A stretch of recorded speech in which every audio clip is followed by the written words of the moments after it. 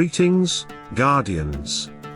This is Olympus Alliance, and today we are stepping into something that didn't arrive with noise, didn't arrive with a big announcement, didn't even arrive with the kind of attention a change like this deserves.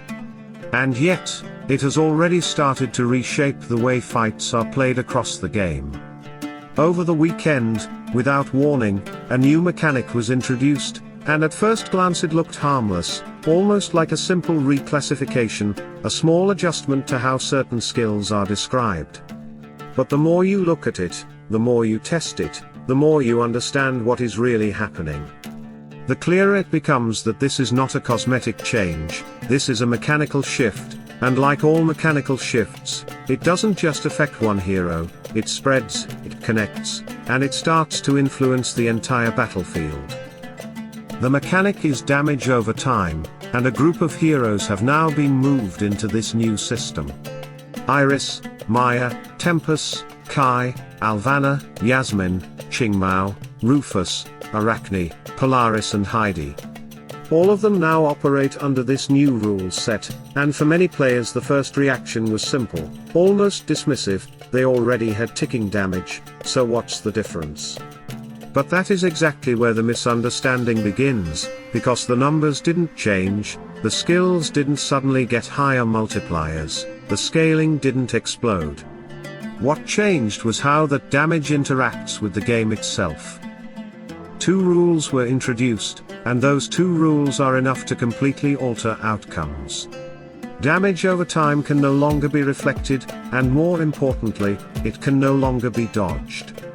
And if you've been playing this game long enough, you already know where this leads, because there has been one interaction, one matchup, one relationship between two heroes that defined a part of the meta for a very long time. Iris against Octavia. For months, that fight wasn't even a discussion. If Iris faced Octavia, the result was almost guaranteed. Iris would begin to apply her inner flame, those small instances of damage would start ticking, and before the fight even developed, she would already be collapsing, not because she was weak, not because her numbers were low, but because every tick of damage was being turned against her. Octavia didn't need to overpower her, didn't need to outdamage her, she simply redirected the pressure, and Iris became her own worst enemy.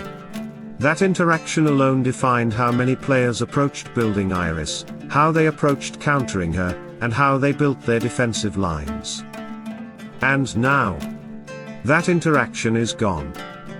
Inner Flame is now classified as damage over time, which means it cannot be dodged, which means it cannot be reflected, and suddenly the entire dynamic of that fight flips.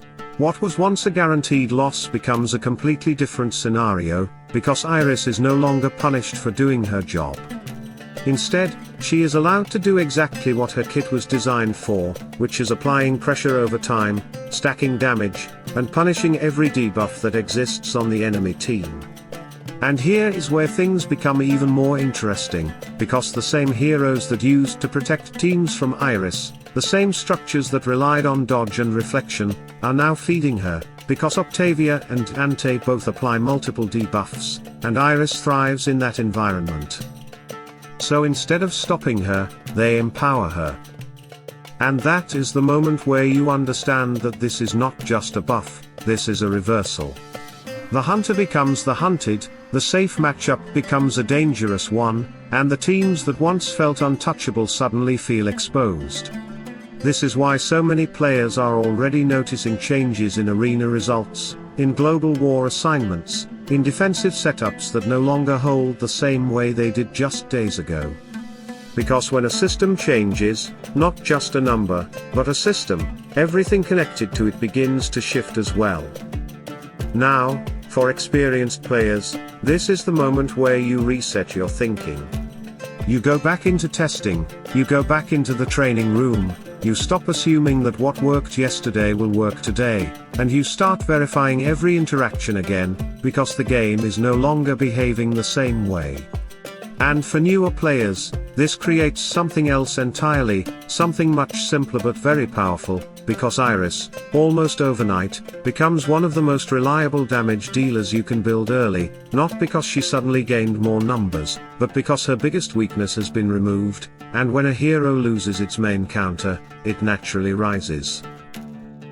But as always, balance does not disappear, it adapts, and even now, even with this shift, there are ways to deal with Iris, and understanding those ways becomes more important than ever.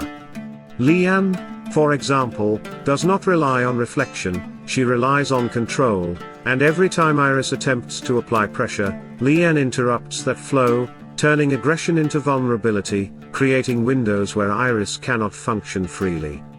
Amira approaches the problem differently, not by stopping the action, but by absorbing it, blocking magic damage below a threshold that perfectly interacts with the way Inner Flame deals its damage, effectively neutralizing its impact while strengthening the entire team's resistance. And then you have sustain-based answers, heroes like Aiden and Hoos, who don't try to avoid the damage, they simply outlast it, turning what would normally be pressure into something manageable, something survivable. And this is where the real lesson of this update sits, because the game is moving away from avoidance and moving toward inevitability. You are no longer asking, can I dodge this? You are asking, can I survive this? And that is a completely different way of thinking. It changes builds, it changes priorities, it changes the value of stats, and it opens the door for more interactions to evolve over time. Because this is not the end of the story. This is the beginning of a new layer in the game, one that affects multiple heroes, multiple teams, and multiple strategies, and we will be here to explore all of it, to test it properly, to break it down, and to understand where it leads. Because when something like this appears quietly, without noise, without hype, it is usually because its real impact is only visible once players start interacting with it. And that is exactly where we are now. So take this moment seriously, adapt your teams, rethink your counters, and don't assume that what you knew yesterday still applies today, because the battlefield has already changed, even if many players haven't realized it yet. Stay tuned, stay sharp. And as always, salute and friendship.